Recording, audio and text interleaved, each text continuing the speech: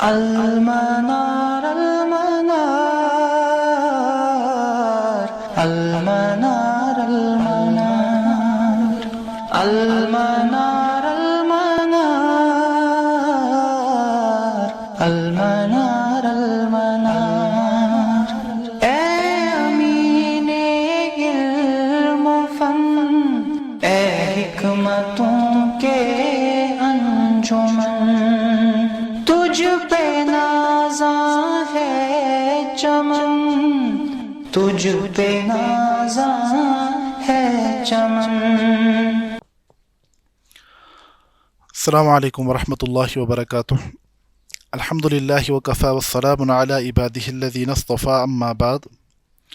قال اللہ تعالی فی القرآن المجید انا نحن نزلنا الذکر وانا لہ لحافظون۔ رب اشرح لی صدری ویسر لی امری واحلل عقدۃ من لسانی یفقہوا قولی۔ اللہم ارنا الحق حقا وارزقنا اتباعہ وارنا الباطل باطلا وارزقنا اجتنابہ۔ اللہم وفقنا لما تحب وترضى۔ ربنا آتنا فی الدنیا حسنۃ وفی الآخرۃ حسنۃ وقنا عذاب النار، آمین یا رب العالمین۔ علوم القرآن کے گزشتہ درس میں ہم نے نظم کی دوسری فصل کا مطالعہ مکمل کیا تھا۔ تو ہم نے اس سے پہلے بھی آپ کے سامنے یہ بات بیان کی کہ یہ نظم جس کی جو ترتیب ہے، بنیادی طور پر یہ ساری ترتیب اکثر بیشتر متون کی امام سیوطی کی کتاب الاتقان سے ماخوذ ہے۔ تو ترتیب میں جہاں تک مسائل کے بیان کا تعلق ہے، تو اس میں اکثر و بیشتر مؤلفین نے ترتیب میں یہ چیز مد نظر رکھی ہے کہ پہلے ان مباحث کا تذکرہ کیا جائے جن کا تعلق قرآن مقدس کے نزول کے ساتھ ہے، ٹھیک ہے۔ تو اسی لیے ہم نے پہلے دیکھا کہ ہم نے قرآن کی تعریف کے بعد اسباب النزول وغیرہ اور اس کے بعد آیات کی تقسیم زمان و مکان کے اعتبار سے اس بحث کو دیکھا۔ یوں سمجھے کہ اللہ کی جانب سے قرآن پاک رسول اللہ صلی اللہ علیہ وسلم کی جانب نازل ہو رہا ہے، تو اس حوالے سے جو علوم ہیں ان کا تذکرہ کیا گیا۔ اب اللہ کے نبی صلی اللہ علیہ وسلم پر قرآن آیا تو اس کے بعد دوسرا مرحلہ ہے کہ قرآن امت تک پہنچایا جائے، ٹھیک ہے۔ تو اسی لیے دوسرے فصل میں ان مباحث کا تذکرہ آیا جن کا تعلق قرآن مقدس کی ترسیل کے ساتھ ہے، ٹھیک ہے۔ اسی لیے ہم نے سند کی بحث کو تفصیل کے ساتھ دیکھا۔ اب قرآن آپ تک پہنچ گیا ہے، ہر ایک زمانے میں جیسے پہنچا اس کو ہم نے دیکھا۔ تو اب آپ کے پاس آیا تو آپ کے لیے سب سے پہلی چیز کیا ہے کہ آپ قرآن مقدس کو صحیح طریقے پر پڑھیں، ٹھیک ہے۔ اسی لیے ان مباحث کا تذکرہ ہوگا جن کا تعلق قرآن مقدس کی ادائیگی کے ساتھ ہوگا۔ اس کے بعد آپ پڑھنے پر قدرت جب حاصل کریں گے تو اگلا مرحلہ قرآن کو سمجھنے کا مرحلہ ہے۔ اسی لیے آخری فصل میں اکثر و بیشتر ان مباحث کا تذکرہ آتا ہے جن کا تعلق قرآن مقدس کی تفہیم کے ساتھ ہے، ٹھیک ہے۔ تو یہ ترتیب چلتی ہے اور اس نظم میں بھی یہی ترتیب ہے۔ پہلے ہم نے ان مباحث کا تذکرہ دیکھا جن کا تعلق قرآن مقدس کے نزول کے ساتھ ہے، اس کے بعد ہم نے ان مباحث کو پڑھا جن کا تعلق قرآن مقدس کی ترسیل کے ساتھ ہے، ٹھیک ہے۔ تو ہم نے علم قرات کے بعض ابتدائی مباحث کو گزشتہ دروس میں پڑھا۔ اب سمجھے یہاں پر تیسری فصل جو کہ سلسلۃ المتون کی صفحہ نمبر 41 سے شروع ہوتی ہے، تو ناظم رحمہ اللہ تعالیٰ نے جو فصل قائم کی ہے، فصل فیما یرجع الی الادا، کہ اب اس نظم کا وہ حصہ ہے جس میں ان مباحث کا تذکرہ ہوگا جن کا تعلق قرآن مقدس کی ادائیگی کے ساتھ ہے، ٹھیک ہے۔ یعنی علوم القرآن کے ان مباحث کا تذکرہ جن کا تعلق قرآن کی ادائیگی کے ساتھ ہے۔ یوں سمجھے کہ یہ فصل علم التجوید کے ساتھ تعلق رکھتے، علم التجوید اور اس کے ساتھ ساتھ اصول قرات کے بعض مباحث کا تذکرہ اس میں ہوگا۔ تو اس میں ناظم رحمہ اللہ تعالیٰ نے دو عنوانات قائم کیے ہیں۔ ایک تو احکام الوقف والابتدا، اس کا تعلق ہے یعنی تذکرہ ہے، اور دوسرا کیفیت تحمل القرآن و آداب تلاوتی، ٹھیک ہے۔ تو اس کے بعد تفہیم کا سلسلہ شروع ہوگا۔ تو اس فصل میں ناظم نے جو پہلی فصل کا پہلی اس فصل کا جو پہلا عنوان ہے، پہلا باب ہے، اس کا عنوان کیا ہے؟ احکام الوقف والابتداء فی القرآن، قرآن مقدس میں وقف اور ابتدا کے جو احکامات ہیں ان کا تذکرہ ہوگا۔ تو اس سے پہلے کہ ہم نظم کی جانب آئے، یہ دیکھیں کہ ناظم رحمہ اللہ اس باب کے حوالے سے کیا فرماتے ہیں. تو اس بحث سے متعلق چند ابتدائی مباحث کو سمجھنا ضروری ہے. پہلے کہ یہ جو وقف اور ابتدا کی بات آ رہی ہے، وقف سے کیا مراد ہے اور ابتدا سے کیا مراد ہے، اور اسی طرح کہ اس علم کی اہمیت کیا ہے. اگر آپ کو ابتدائی لیکچر یاد ہوگا، ہم نے محمد ابن علی الصبان رحمہ اللہ کے حوالے سے تذکرہ کیا تھا کہ وہ فرماتے ہیں ان مبادئ کل فن عشرہ، کہ ہر کسی فن کی 10 بنیادیں ہوتی ہیں. الحد والموضوع ثم الثمرہ، تو اس کا تذکرہ پیچھے آ چکا ہے. اس حوالے سے ہم جب کوئی باب بھی پڑھتے ہیں، اس باب میں بھی یہ چیزیں مد نظر رہنی چاہیے کہ جب ہم یہ باب پڑھ رہے ہیں، اس کا موضوع کیا ہے، اس کا مقصد کیا ہے، اس کے ثمرات کیا ہوں گے. ٹھیک ہے، تو ان سبھی چیزوں کو ہم انشاءاللہ آج کے درس میں دیکھیں گے. یوں سمجھے کہ آج کا درس اس باب کا انٹروڈکٹری لیکچر ہے. ٹھیک ہے، تو جہاں تک یعنی علم الوقف والابتداء کی اہمیت کا تعلق ہے، ٹھیک ہے، دیکھیے اس کتاب میں ناظم کو اختصار مراد ہے نا. ہم نے پہلے بیان کیا ہے، اصل میں کتاب کا نام کیا ہے؟ مفتاح التفسیر. جو ناظم نے اصل متن لکھا ہے اس کا نام ہے مفتاح التفسیر. وہ بہت بڑی کتاب ہے. اس کتاب کا ایبریجڈ ورژن جو ہماری کتاب ہے سلالۃ المفتاح، اس کا اختصار ہے. ٹھیک ہے، تو یوں سمجھے کہ اس نظم میں ناظم رحمہ اللہ بعض مباحث کو چھوڑیں گے. اب جن جن مباحث کو شامل کیا جا رہا ہے تو سیدھی سی بات ہے کہ یہ علوم القرآن کے اہم ترین مباحث ہیں. سمجھ آئی بات؟ تو اختصار کے باوجود اس باب کا تذکرہ کرنا اس باب کی اہمیت پر بذات خود دلالت کرتا ہے. لیکن اس کے بعد ہم مزید تفصیل میں دیکھیں گے کہ یہ باب کتنا زیادہ اہم ہے. قرآن مقدس میں اللہ رب العزت سورۃ النساء میں فرماتے ہیں افلا یتدبرون القرآن، کیا یہ لوگ قرآن پر تدبر نہیں کرتے؟ ولو کان من عند غیر اللہ، اگر یہ اللہ کے علاوہ کسی اور کی جانب سے نازل ہوا ہوتا لوجدوا فیہ اختلافا کثیرا، تو اس میں بہت زیادہ اختلافات پائے جاتے. تو اس کے علاوہ بھی قرآن مقدس کی متعدد آیات ہیں جن میں ایک انسان کو قرآن پر غور و فکر کرنے پر ابھارا گیا ہے. اب دیکھیے انسان بے لگام پڑھے جا رہا ہے، ٹھیک ہے، اس کو اس بات کی سمجھ ہی نہیں ہے کہ الفاظ کا مدعا کیا ہے. جملے جہاں پر شروع ہو رہے ہیں، جہاں پر ختم ہو رہے ہیں، ان پر غور و فکر کیے بغیر یہ براہ راست سیدھے پڑھے جا رہا ہے. اس کا مطلب کہ قرآن پر تدبر نہیں کر رہا ہے. تو قرآن پر درست طریقے پر تدبر کرنے کی ایک تقاضا یہ ہے کہ ایک انسان کو پتا ہو کہ مجھے اس میں کہاں رکنا ہے، کہاں پر کون سی بات ختم ہو رہی ہے، کہاں سے کون سی بات شروع ہو رہی ہے. ہم آگے چل کر چند مثالیں دیکھیں گے کہ اگر انسان وقف کو صحیح طریقے پر نہ سمجھے، آیات کے معنی میں تغیر پیدا ہو سکتا ہے. ابتدائی طور پر میں ایک مثال سمجھاؤں. اگر میں پڑھوں یا ایھا الذین آمنوا لا تقربوا الصلاۃ، اتنا ہی پڑھوں، میں یہاں پر رک جاؤں، ٹھیک ہے، اس کا کیا مطلب ہوا؟ اے ایمان والو نماز کے قریب بھی نہ آؤ. ٹھیک ہے، میں رک گیا. اس کے بعد آگے پیچھے کیا ہے؟ میں کچھ نہیں پڑھ رہا ہوں. لیکن ہم دیکھتے ہیں آگے ہے وَأَنْتُمْ سُقَارَى، یعنی اس حال میں کہ تم نشے میں ہو. جو پوری آیت ہے، پوری آیت کا مدعا مقصد ہے کہ نماز کے قریب بھی نشے کی حالت میں نہ آؤ. اب اگر مجھے پتا نہیں مجھے وقف کہاں کرنا ہے، میں نے یا ایھا الذین آمنوا لا تقربوا الصلاۃ پر وقف کر دیا، اس کا مطلب ہوا میں کہہ رہا ہوں نماز کی طرف مت آؤ. تو اسی طریقے سے بے شمار ایسی مثالیں ہیں کہ اگر وقف درست طریقے پر نہ کیا جائے، ابتدا صحیح مقام سے نہ کیا جائے، تو آیات کے معنی میں تغیر پیدا ہو سکتا ہے. ٹھیک ہے، تو اسی لیے یہاں پر تدبر کی ایک لازمی شرط یہ ہے کہ انسان کو قرآن مقدس کے وقف و ابتدا کا صحیح علم ہو. اسی طرح سورۃ الصاد کی آیت بھی اسی معنی میں ہے کہ کتاب انزلناہ الیک مبارک لیدبروا آیاتہ ولیتذکر اولو الالباب، کہ ہم نے یہ کتاب نازل کی ہے آپ پر تاکہ آپ اس پر غور و فکر کریں، اس کی آیات پر غور و فکر کریں. تو اس اعتبار سے جب ایک قاری قرآن کو پڑھتا ہے اور اس کو ابتدا اور وقف کا یعنی علم نہ ہو تو یہ قرآن پر نہ صحیح طریقے پر غور و فکر کر سکتا ہے، نہ قرآن کی صحیح طور پر ادائیگی کر سکتا ہے. اسی طرح اس علم کی اہمیت کو بیان کرتے ہوئے امام حاکم نے اور کتاب الایمان میں یہ ایک حدیث بیان کی ہے کہ عبداللہ ابن عمر رضی اللہ تعالیٰ عنہ فرماتے ہیں، اثر ہے، فرماتے ہیں کہ سیدنا عبداللہ ابن عمر رضی اللہ عنہ فرماتے تھے لقد عشنا برحة من دہرنا وإن أحدنا یؤتی الایمان قبل القرآن، کہ ہم ایک زمانے تک اس طور پر زندگی گزار رہے تھے کہ ہم میں سے پہلے ایک شخص کو قرآن کا ایمان حاصل ہوتا تھا اور پھر قرآن کا علم اس کو حاصل ہوتا تھا۔ اس کا کیا مطلب بیان کروں گا۔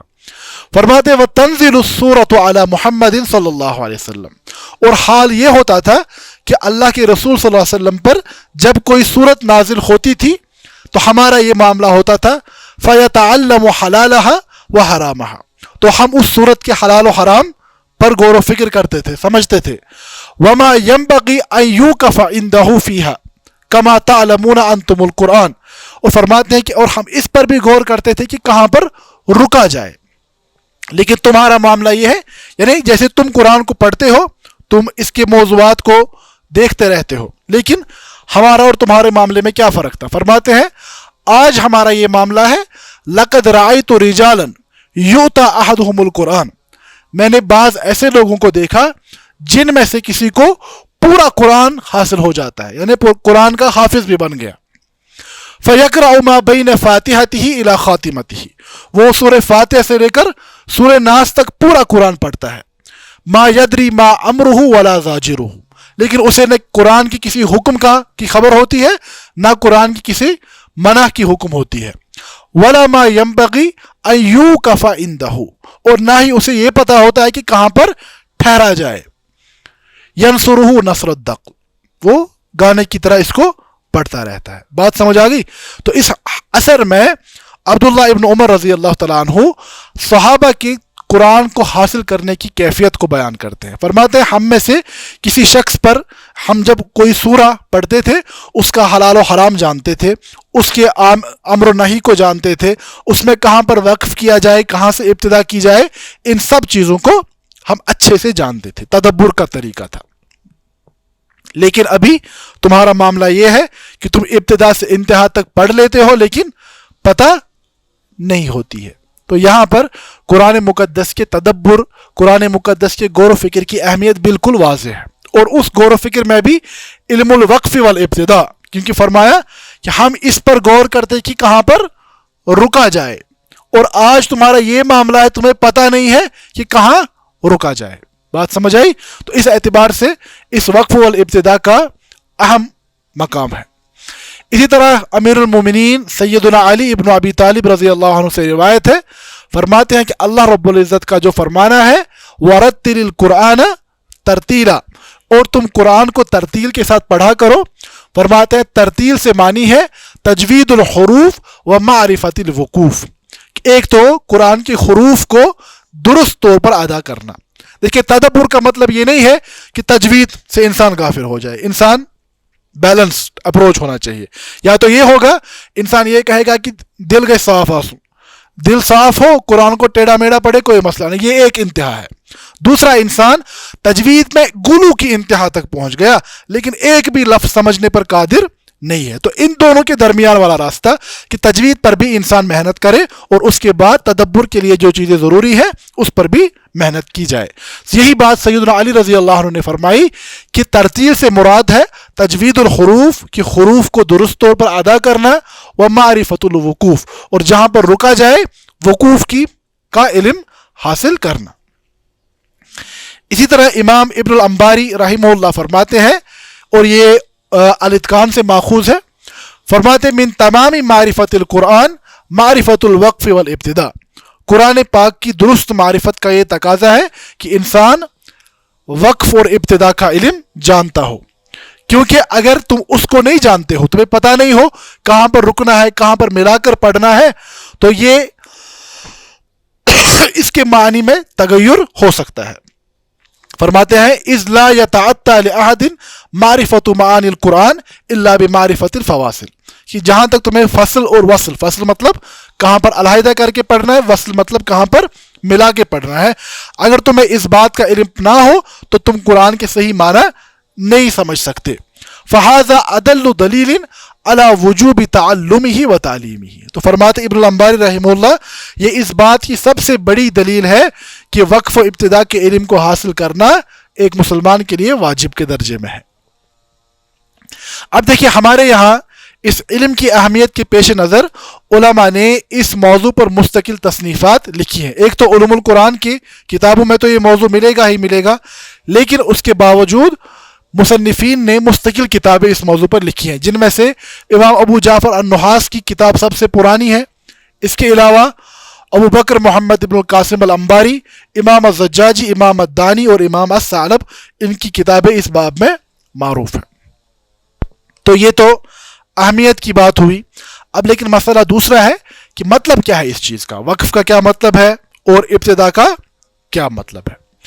तो हमने इससे पहले भी आपके सामने बयान किया था कि तरीका ये होता है कि हम इस मौजू की या इस इस्तिलाह की लुगवी मानी और इस्तिलाही मानी को देखें। अगर हम लुगत में डिक्शनरी में देखें, वक्फ किसे कहा जाता है? आसान सी मानी है, ठहरने को।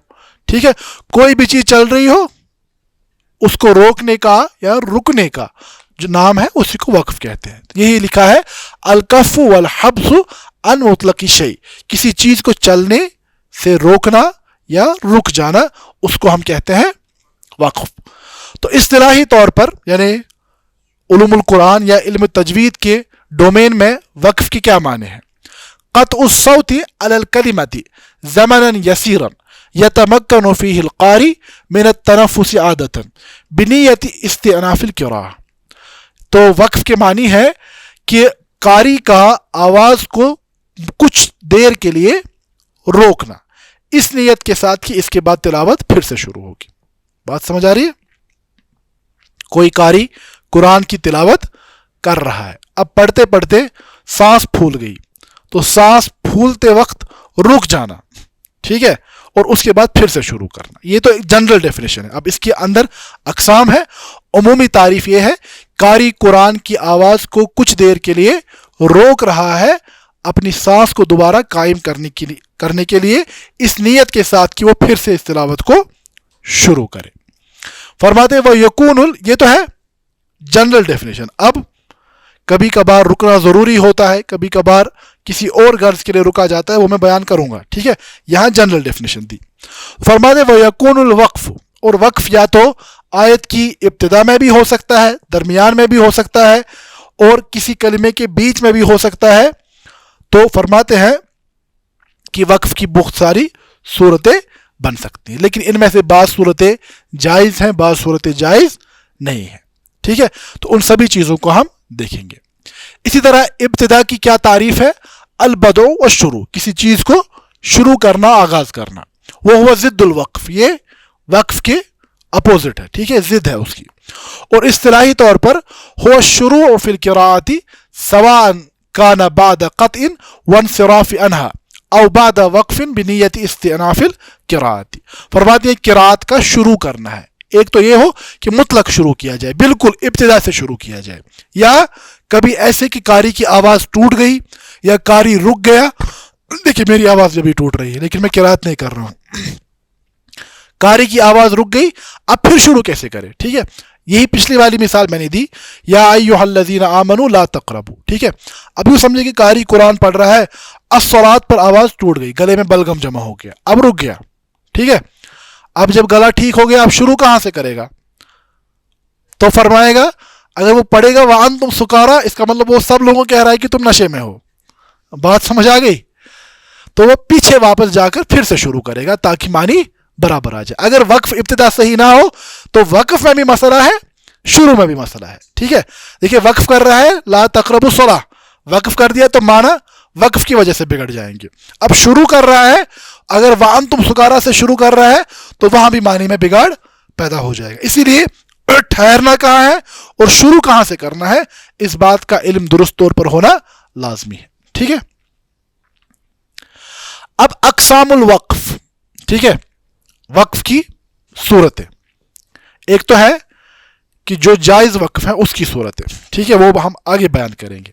एक है वक्फ उमूमी तौर पर किन किन हालतों में होता है, इसकी 4 सूरतें बनती हैं। एक होता है अल वक्फुल इज़्तिरारी, दूसरा होता है अल वक्फुल इंतज़ारी, तीसरा होता है अल-वक्फुल इख्तिबारी और चौथा होता है अल-वक्फुल इख्तियारी। 4 सूरतें हैं, इज़्तिरार, इंतज़ार, इख्तिबार और इख्तियार। अगर आप अल्फाज पर गौर करेंगे मसला हल हो गया। इज़्तिरार का मतलब मजबूरी की सूरत में, इंतज़ार ठहरने की सूरत में, तीसरा इख्तिबार, इख्तिबार बोलते हैं इम्तिहान को, इम्तिहान की सूरत में, और चौथा खुद इख्तियार करता है वक्फ को। ठीक है, इसकी क्या तारीफ है वो मैं बताऊंगा। अल-वक्फुल इज़्तिरारी का जहां तक ताल्लुक है, ये वो सूरत है जहां पर कारी कुरान की तिलावत कर रहा है लेकिन ऐसी हालत तारी हो गई कि तिलावत को कंटिन्यू करना मुमकिन। इज़्तिरार किसे कहते हैं हम? मजबूरी को, है ना। हुर्रिमत अलैकुमुल मैततु वद्दमु वलहमुल खिंजीरी, हाँ, वमा उहिल्ला लिगैरिल्लाहि बिही। तो आगे क्या कहा गया? फमन इस्तुर्रा गैर बागिन वला आदिन, सिवाय उन लोगों के लिए जो इज़्तिरार की हालत में हो, मजबूरी की हालत में। ठीक है, तो मजबूरी की हालत में उमूमी तौर पर शरई अहकामात की तकलीफ को हटाया जाता है। ठीक है, तो कायदा तो ये है, तकाजा ये है कि आप खामोखा का वक्फ ना करें। अब कारी कुरान पढ़ रहा है, खांसी आ गई, गले में बलगम जमा हो गया या ऐसी सांस फूल गई, तो ऐसा ये हो रहा है कि ये खुद नहीं कर रहा है, ये मजबूर हो रहा है। ठीक है, तो हम कहेंगे कि ये इज़्तिरारी हालत में हो गया। तो इज़्तिरारी हालत में अब ये है कि कहीं पर भी रुक सकता है। ठीक है, जहां पर सांस फूल गई वहीं पर रुक जाएगा, चाहे फिर वो आयत के बीच में आ जाए या कोई कलिमा ऐसा हो गया कि कोई कलिमा आधा पढ़ रही है आधा नहीं पढ़ पाया। अब सिर्फ ये है कि जब आवाज़ फूल गई या आवाज़ टूट गई, अब उसके बाद फिर कैसे शुरू करेगा वो अहम है। ठीक है, तो हम कहेंगे कि वक्फ की एक सूरत इज़्तिरारी है कि जहां पर कारी खुद अपने इख्तियार से नहीं बल्कि मजबूरी की हालत में वक्फ करता है। दूसरा है अल-वक्फुल इंतज़ारी, वह हुआ अन यक़िफ़ुल क़ारी अलल कलिमा लियअतिफ़ अलैहा गैरहा इंद जमइही लिइख्तिलाफ़ि रिवायाति फ़ी अस्नाइ क़िराअतिही लिल क़िराअत। ऐसा होता है कि कभी कभार कारी किसी एक लफ्ज़ में मुताद्दिद क़िराअत होती है, जैसे हमने इससे पहले बयान किया। ठीक है, तो कारी को सारे सूरतें पढ़नी मतलूब होती हैं, यानी हर एक रिवायत के मुताबिक वो एक ही तिलावत में मुताद्दिद रिवायात के मुताबिक क़िराअत कर रहा होता है। मिसाल के तौर पर सूरत यूसुफ, अगर आप देखेंगे यूट्यूब पर कारी अब्दुल बासित साहब की सूरह यूसुफ की आयत वो मौजूद है, जो सूरह यूसुफ में आया है वक़ालत हैतलक। ठीक है, हैतलक में बहुत सारी क़िराअतें यानी मरवी हैं, हैतलक, ही तलक, ही तलक। ठीक है, तो कारी क्या कर पड़ेगा? वक़ालत हैतलक, इसके बाद रुक जाएगा, फिर पढ़ेगा ही तलक, फिर पढ़ेगा ही तलक। बात समझ आ रही है? तो वो यहां पर रुक क्यों रहा है? इसलिए कि कुछ देर वक्फ के बाद वो दूसरी रिवायत को, दूसरी किरात को पढ़े। तो ऐसी सूरत में हम कहते हैं कि इसका जो इंतज़ार है वो किस वजह से है? किरात की दूसरी रिवायत को पढ़ने के हवाले से। ठीक है, तीसरा है अल वक्फुल इख्तिबारी। तीसरा, किरात में वक्फ किया जाता है इम्तिहान की गर्ज से। ठीक है, ऐसा यह होता है कि कोई बच्चा हिफ्स कर रहा है और उस्ताद उसको कोई आयत पढ़कर सुना रहे हैं और बीच में कहीं रुक जाते हैं ताकि उसका जो बच्चा है वो उसको मुकम्मल, जो तालिब इल्म है उसको मुकम्मल करे। तो यहां पर कारी रुक रहा है, लेकिन किस गर्ज से? इम्तिहान, इख्तिबार की गर्ज से। तो हम कहेंगे कि वक्फ की यह सूरत है।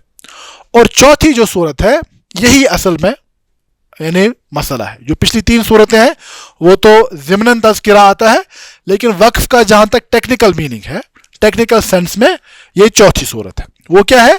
अल वक्फुल इख्तियारी, यानी वो वक्फ जहां पर कारी अपने इख्तियार से, आउट ऑफ चॉइस रुकता है। ठीक है, उसको पता होती है यहां पे मैं रुक रहा हूं और क्यों रुक रहा हूं। तो फरमाते हैं वो हुआ अय्यूकफल कारी अलल कलिमती मुतअम्मिदन, यहां पर कारी जानबूझकर रुकता है कवायद के पेश नज़र या मानी में वस्ल फसल के कवायद के पेश नज़र। ठीक है, नहीं, कायदे के मुताबिक रुकता है। तो फरमाते हैं लिगैर सबब मिनल असबाब साबिक, और पिछले जो सबब थे इज़्तिरार, इख्तिबार या इंतज़ार, वो असबाब नहीं होते اس کے علاوہ. ٹھیک ہے. تو یہاں ہم دیکھتے ہیں الوقف الاختیاری کی ہمارے پاس 4 قسمیں بنتی ہیں. کیا بنتی ہیں؟ ایک تو ہے الوقف التام، دوسرا ہے الوقف الکافی، تیسرا ہے الوقف الحسن، اور چوتھا ہے الوقف الکبیح. پہلی 3 صورتیں جائز ہیں اور چوتھی صورت حرام ہے. ٹھیک ہے. الوقف التام، الوقف الکافی، الوقف الحسن اور الوقف الکبیح. تو جہاں تک الوقف التام کا تعلق ہے، یہ وقف کی وہ صورت ہے، وہ هو الوقف على ما تم معناه ولم يتعلق بما بعده لفظا ولا معنى. یہ وقف وہاں پر کرنا ہے کہ کلمے کا آنے والے الفاظ کے ساتھ نہ کوئی لفظی تعلق ہوتا ہے اور نہ ہی کوئی معنی کا تعلق ہوتا ہے، یعنی وہاں پر رکنا ہی رکنا ہے. بات سمجھ آ گئی؟ جیسے کہ سورۃ البقرہ کی یہ آیت ہے اولئک علی ھدی من ربہم واولئک ھم المفلحون. ٹھیک ہے. مفلحون پر جملہ بھی مکمل ہو رہا ہے اور یہاں سے معنی میں کوئی فرق واقع. اس کے بعد جو ہے ان الذین کفروا وہ موضوع بھی الگ ہے اور الفاظ بھی. تو ہم کہیں گے مفلحون اور ان کا نہ کوئی لفظی تعلق ہے نہ کوئی معنوی تعلق. معنی کے اعتبار سے مثال کے طور پر مبتدا اور خبر ان کو الگ الگ نہ کریں، صفت اور موصوف کو علیحدہ علیحدہ نہ کریں، مضاف اور مضاف الیہ کو علیحدہ علیحدہ نہ کریں. اس کو ہم کہیں گے کہ یہاں پر لفظی بھی تعلق ہے اور معنوی یعنی ارتباط بھی ہے. تو جہاں پر الفاظ اس اعتبار سے آئے ہوں کہ اگلے الفاظ کا پچھلے الفاظ کے ساتھ نہ لفظی تعلق ہو نہ معنوی تعلق تو ہے قرآن کا ابتدا سے آخر تک، لیکن ہم کہیں گے کہ ان ورڈز کا وہاں پر نہ کوئی لفظی تعلق ہے نہ کوئی معنوی تعلق، اس اعتبار سے کہ اگر ہم رک نہ جائیں تو معنی بگڑ جائیں گے. بات سمجھ آ رہی ہے؟ تو ایسی صورت میں ہم کہتے ہیں کہ یہ وقف تام ہے. تو یہاں پر وقف کرنا ضروری بھی ہوتا ہے اور یہی وقف کی اصلی صورت ہے. ٹھیک ہے. تو اس کو ہم کہتے ہیں الوقف التام.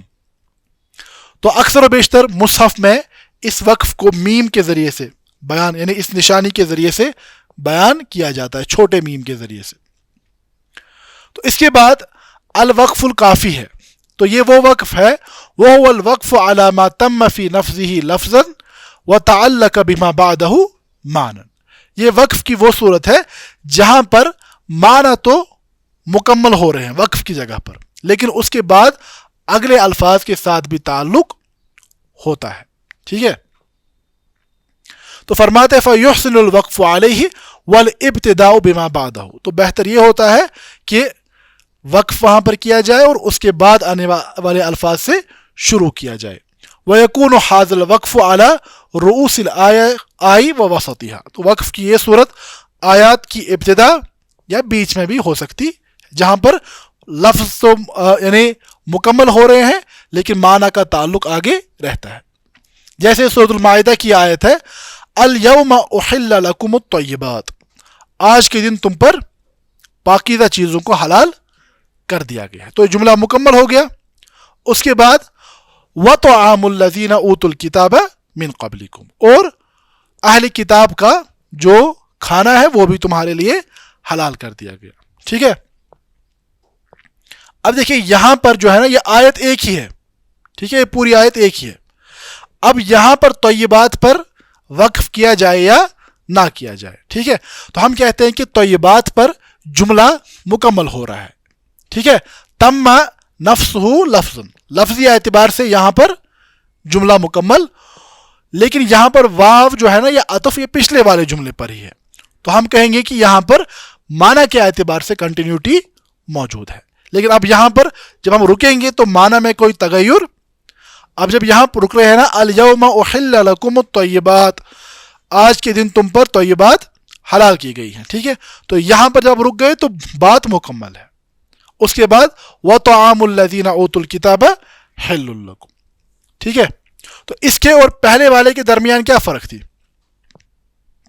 پہلے والے وقف یعنی وقف التام میں اگلے الفاظ کے ساتھ معنی کا بھی تعلق نہیں ہوتا، اسی لیے اکثر و بیشتر وہاں پر بعض علماء نے اس کے لیے الوقف اللازم کے الفاظ بھی استعمال کیے ہیں. لیکن امام سیوطی نے دوسرے حصے میں الوقف اللازم کو علیحدہ بیان کیا ہے، اس کا تذکرہ ہم آگے چل کر انشاءاللہ کریں گے. ٹھیک ہے.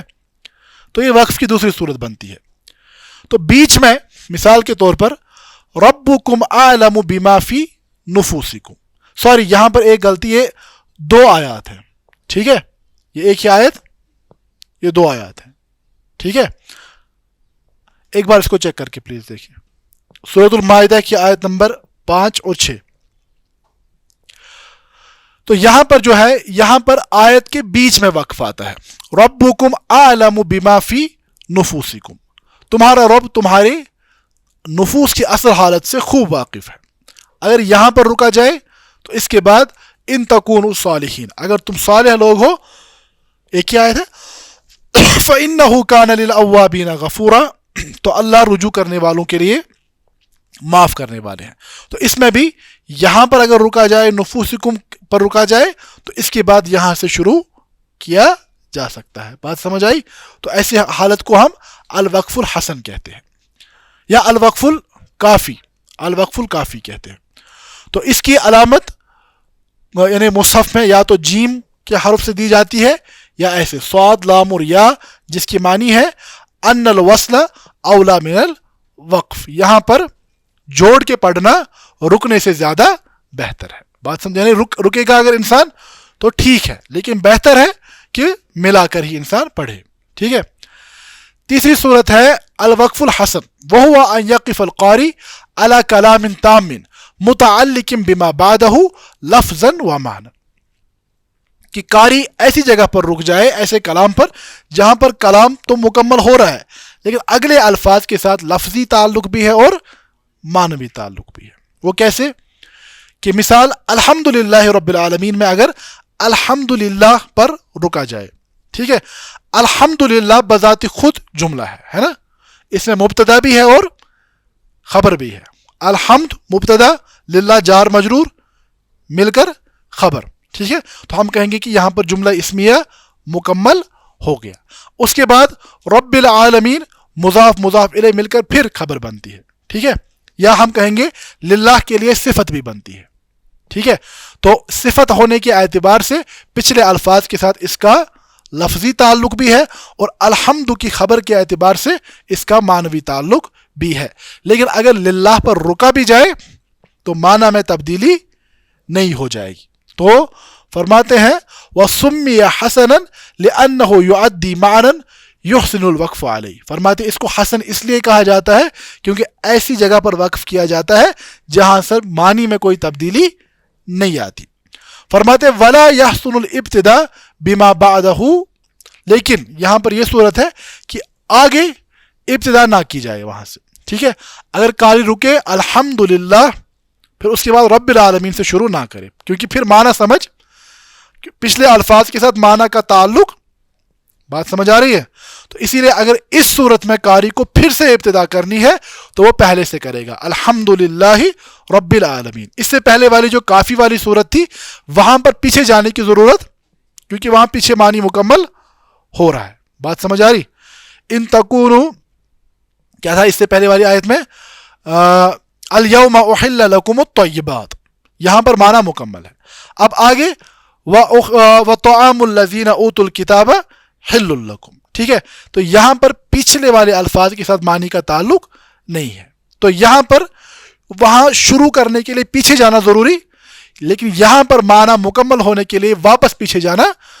الحمدللہ پر تو آپ رک سکتے ہیں لیکن پھر سے جب شروع کریں گے رب العالمین سے شروع نہیں کریں گے، الحمدللہ رب العالمین سے پورا شروع کریں گے. ٹھیک ہے، تو اسی کو ہم کہتے ہیں یہ الوقف الحسن ہے. چوتھی صورت جو ہے الوقف القبیح، الوقف القبیح وهو الوقف على ما لم يتم معناه لتعلقه بما بعده لفظا ومعنى. یہ ویسی صورت ہے کہ جہاں پر آپ ویسا وقف کر رہے ہیں جو آگے الفاظ اور معنی کا بھی تعلق ہے لیکن آپ کے وقف کی وجہ سے تعلق بگڑ رہا ہے، معنی بگڑ رہا ہے. بات سمجھ آئی؟ جو میں نے ابتدا میں مثال بیان کی تھی، اگر انسان خالی الحمد پر رک جائے، ٹھیک ہے، الحمد پر رک جائے تو یہاں معنی بھی مکمل نہیں ہو رہے ہیں. ٹھیک ہے، لفظی تعلق بھی آگے ہے تو یہاں پر رکنا درست ایک تو ہو گیا اضطراری حالت ہے، پھر کہیں بھی رک سکتا ہے، لیکن جب اختیار میں انسان کے قاری کے اختیار میں چیزیں ہیں تب وہ یہاں پر رکے گا نہیں۔ اب اس کی بہت ساری صورتیں کبھی کبھار بہت زیادہ مانوی بگاڑ کی شکل اختیار کر جاتی ہیں، جیسے سورۃ النساء کی آیت میں نے اس سے پہلے بھی بیان کی کہ اگر انسان پڑھے لا تقربوا الصلاۃ، پھر رک گیا، پھر شروع کرے گا وانتم سکارا، تو وقف میں بھی مسئلہ ہے اور ابتدا میں بھی مسئلہ ہے، تو ہم کہیں گے ایسا وقف الوقف الکبیح ہے، یہ بہت بری صورت ہے وقف کی اور ایسا کرنا جائز نہیں ہے۔ بات سمجھ آئی؟